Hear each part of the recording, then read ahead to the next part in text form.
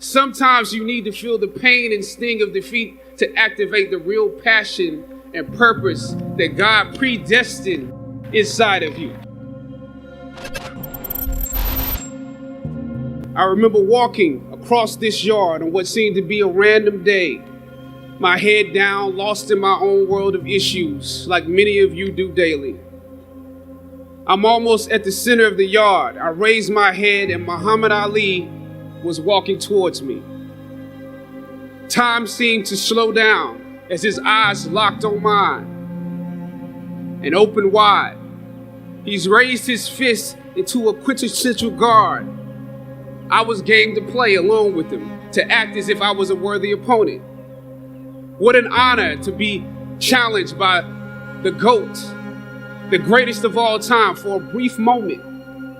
His face was as serious as if I were Frazier in the Thriller in Manila. His movements were flashes of a past greater than I can imagine. His security let the joke play along for a second before they ushered him away. And I walked away floating like a butterfly.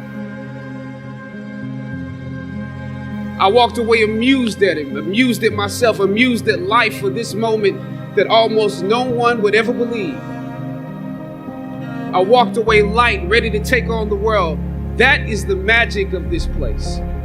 Almost anything can happen here. Throughout ancient times, institutions of learning have been built on top of hills to convey that great struggle is required to achieve degrees of enlightenment. Each of you had your own unique difficulties with the hill. For some of you, the challenge was actually academics. And I want to say something to that.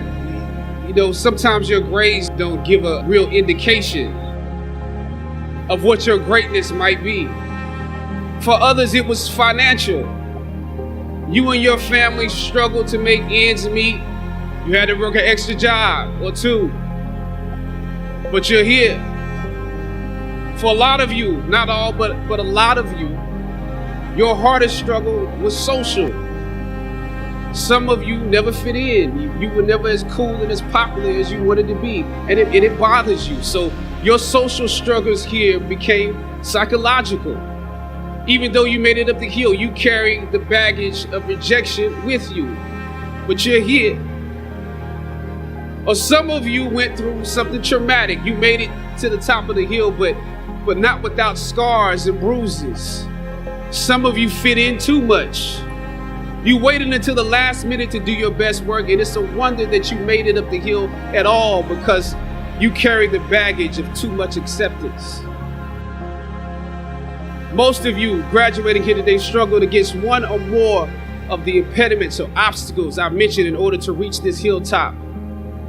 When completing a long climb, one first experiences dizziness, disorientation, and shortness of breath due to the high altitude. But once you become accustomed to the climb, your mind opens up to the tranquility of the triumph. Oftentimes, the mind is flooded with realizations that were for some reason harder to come to when you were at a lower elevation. Most of you need some realizations because right now you have some big decisions to make. Right now, I urge you, in your breath, in your eyes, in your consciousness, invest in the importance of this moment and cherish it. I know some of you might have partied last night. You should celebrate, but this moment is also part of that celebration. So savor the taste of your triumphs today. Don't just swallow the moment whole without digesting what has actually happened here. Look down over what you conquered and appreciate what God has brought you through. I was on a roll when I entered the system of entertainment, theater, television, and film. In my first New York audition for a professional play, I landed the lead role. From that play, I got my first agent. From that agent, I got an on-screen audition. It was a soap opera. It wasn't Third Watch. It was a soap opera on a major network. I scored that role too. I felt like Mike Tyson when he first came on the scene, knocking out opponents in the first round. With this soap opera gig, I was already promised to make 6 figures, more money than I had ever seen. I was feeling myself. But once I got the first script, and with soap operas, you very often get the script the night before and you shoot the whole episode in one day with little to no time to prepare. Once I saw the role I was playing, I found myself conflicted. The role wasn't necessarily stereotypical. A young man in his formative years with a violent streak pulled into the allure of gang involvement. That's somebody's real story. Never judge the characters you play. That's what we were always taught. That's the first rule of acting. And any role play honestly can be empowering. But I was conflicted because this role seemed to be wrapped up in assumptions about us as Black folk. The writing failed to search for specificity. Plus, there was barely a glimpse of positivity or talent in the character, barely a glimpse of hope. I would have to make something out of nothing. I was conflicted. Howard had instilled in me a certain amount of pride, and for my taste, this role didn't live up to those standards. It was just my luck that after filming the first 2 episodes, execs of the show called me into their offices and told me how happy they were with my performance. They wanted me to be around for a long time. They said, if there was anything that I needed, just let them know. That was my opening. I decided to ask them some simple questions about the background of my character, questions that I felt were pertinent to the plot. Question number 1, where's my father? The exec answered, well, he left when you were younger. Of course. Okay. Question number 2, in this script, it alluded to my mother not being equipped to operate as a good parent. So why exactly would my little brother and I have to go into foster care? Matter of factly, he answered, well, of course, she's on heroin. That could be real, I guess. But I didn't want to assume that's what it was. If we're around here assuming that the Black characters in the show are criminals on drugs and deadbeat parents, then that would probably be stereotypical, wouldn't it? That word stereotypical lingered. One of the execs pulled out my resume and began studying it.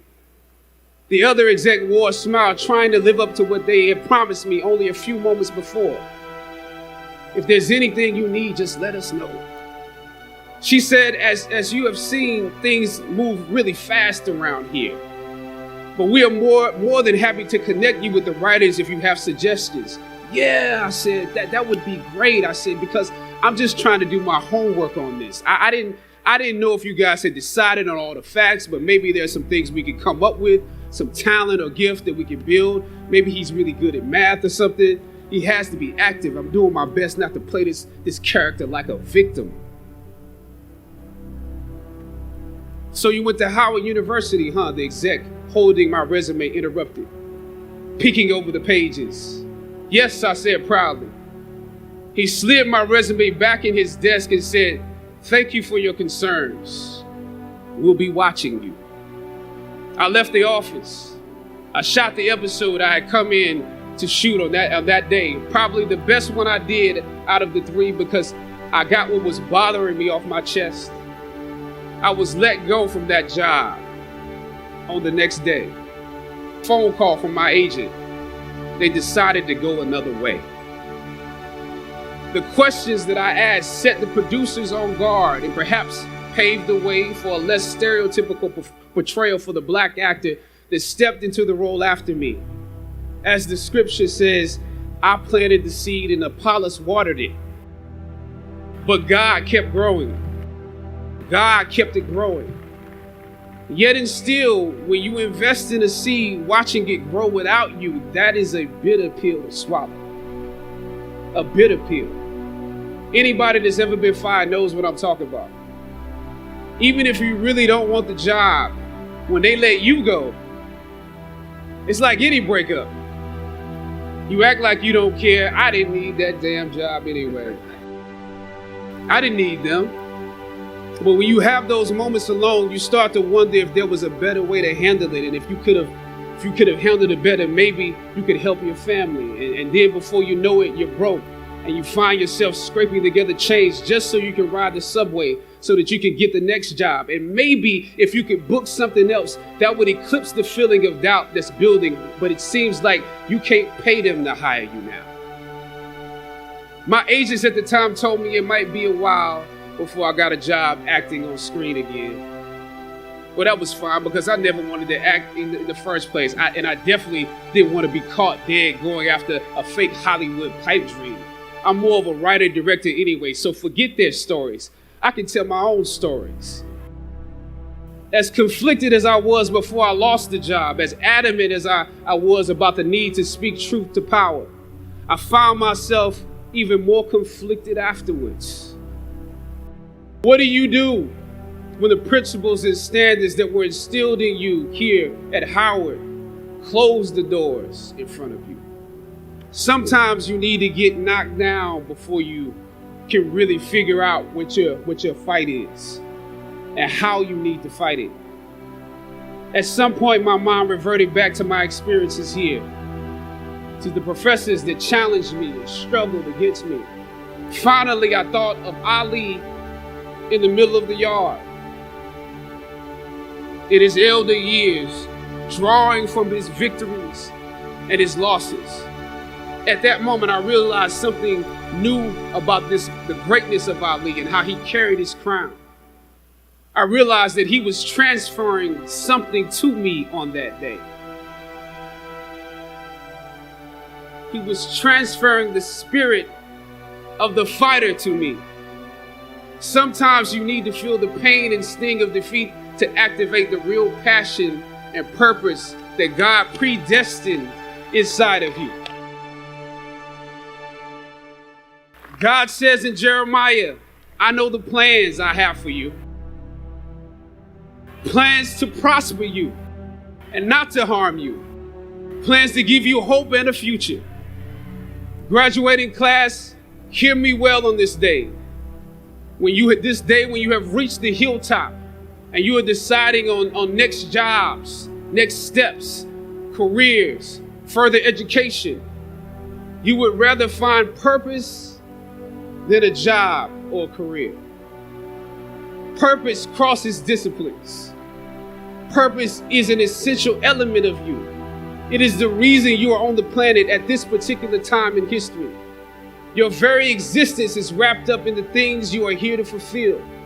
Whatever you choose for a career path, remember the struggles along the way are only meant to shape you for your purpose. When I dare to challenge the system that would relegate us to victims and stereotypes with no clear historical backgrounds, no hopes or talents, when I questioned that method of portrayal, a different path opened up for me. The path to my destiny.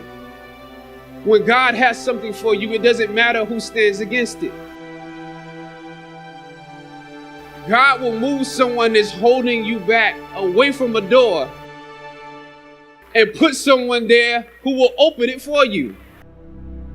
If it's meant for you, I don't know what your future is, but if you're willing to take the harder way, the more complicated one, the one with more failures at first than successes, the one that has ultimately proven to have more meaning, more victory, more glory, then you will not regret it. Now, this is your time.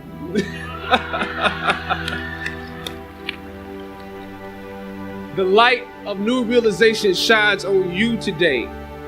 Howard's legacy is not wrapped up in the money that you will make, but the challenges that you choose to confront. As you commit to your past, press on with pride and press on with purpose. God bless you. I love you, Howard. Howard forever.